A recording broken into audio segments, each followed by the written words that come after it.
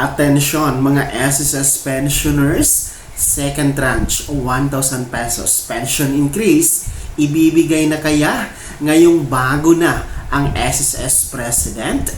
Narito ating tutunghayan sa video na ito. Hold up.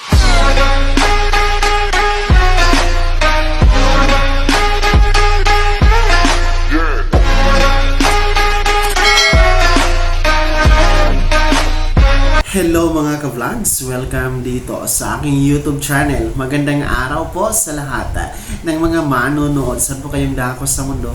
Kumusta kayo mga ka-vlogs? Ngayong meron ng bagong SSS President, OIC, ang second tranche 1,000 pesos pension increase. Maibibigay na kaya? Pag-uusapan natin yan mamaya-maya. Pero bago ang lahat, kung bago ka pa lang dito sa aking YouTube channel o di kaya hindi ka pa nakasubscribe, i-click nyo muna ang ating subscribe button na nasa baba. Huwag nyo kalimutan na pindutin ang notification bell.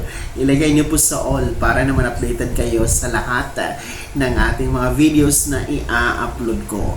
Eto na mga SSS pensioners, ito na kaya ang magbibigay, ito na kaya ang kasagutan sa inyong matagal nang inaantay na second tranche 1,000 pesos pension increase. Itong bagong tinilagang OIC President ng SSS na si Mr. Joseph D. Claro.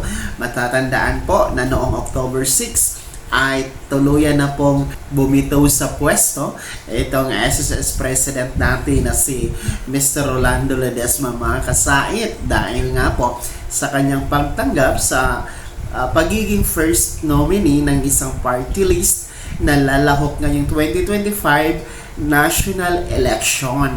At dahil nga po bumitiw na si Mr. Rolando Ledesma, mga kasait, ay itinilaga po si Commissioner Joseph D. Claro para maging isang OIC or Officer in Charge, pansamantalang magiging SSS President effective October 11, 2024. Noong Friday lamang yan mga ka-vlog. So siya po ang hahalili, siya po ang gaganap sa mga tungkulin bilang SSS President, no? Habang wala pa pong napipisil, wala pang naitatalaga at wala pang napipili na SSS President ang Pangulong Bongbong Marcos. Kasi ang SSS is under the office of the President. So kailangan po or mandated talaga na ang Presidente ng Pilipinas ang siyang mag-a-appoint, ang pipili kung sino po ang kanyang napipisil na magiging susunod na presidente ng Social Security System or SSS, no? Pero malay natin kung itong si Commissioner Joseph D. Claro ay tuloy-tuloy ng magiging or talaga, no, from OIC to new SSS President. So yan po ang tutunghayan natin. Pero no, habang naantay po natin ang pagtalaga ng Pangulong Marcos sa bagong SSS President, no? Habang pinamumunuan pa nitong si Commissioner Joseph D. Claro itong SSS, ang katanungan ngayon, maibibigay na ba ang second tranche 1,000 pesos pension increase? Siya na kaya ang kasagutan sa 7 taon na pag-aantay ng second tranche, no? Dagdag na 1,000 piso na pensyon.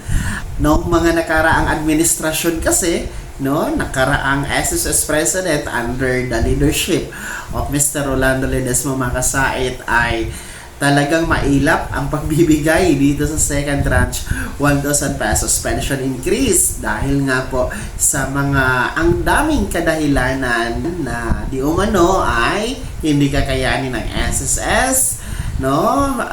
Masasakripisyo ang pensyon ng mga susunod na henerasyon dahil mamamatay si SSS kung ipipilit na ibibigay ang second tranche 1,000 pesos pension increase, no? Sa kabila ng mga ulat, no, sila mismo ang nagbigay ng press release na malaki ang naging net income ng SSS noong nakaraang taon 2023 na umabot nga po sa 83 billion pesos.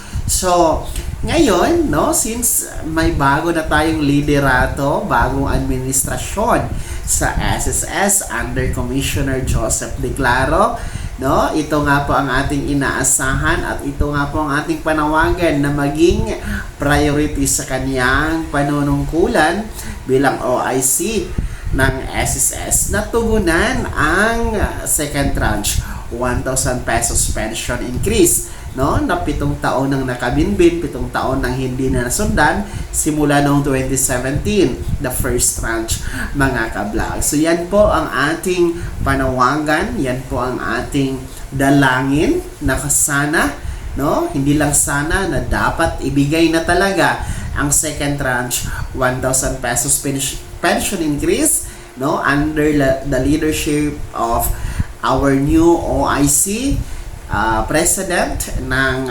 SSS na si Mr. Joseph Declaro.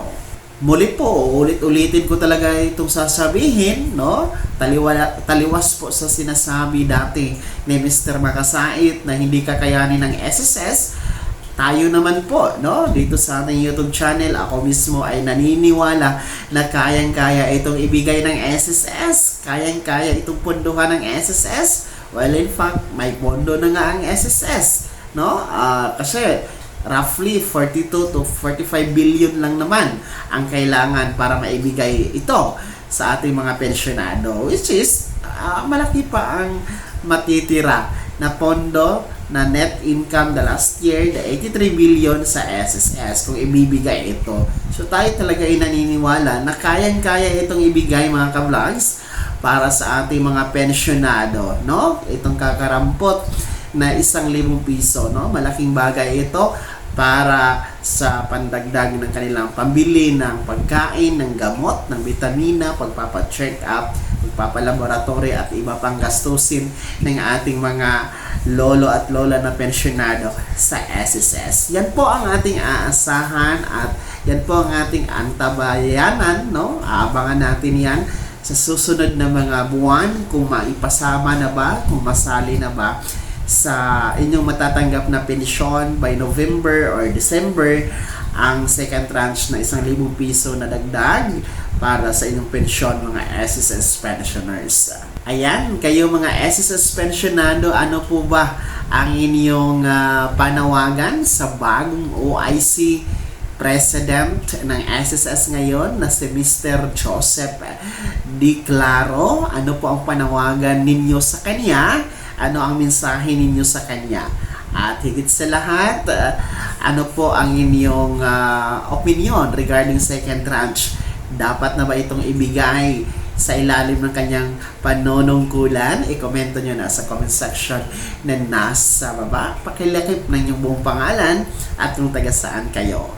Bago ako matapos sa video na to, kung gusto niyo pong sumuporta sa aking YouTube channel, maaari niyo pong i-click ang ating super thanks button na nasa baba. Sa mga gustong maging miyembro, pwede po. I-click niyo po ang ating join button. Maraming perks dyan, mga ka-vlogs.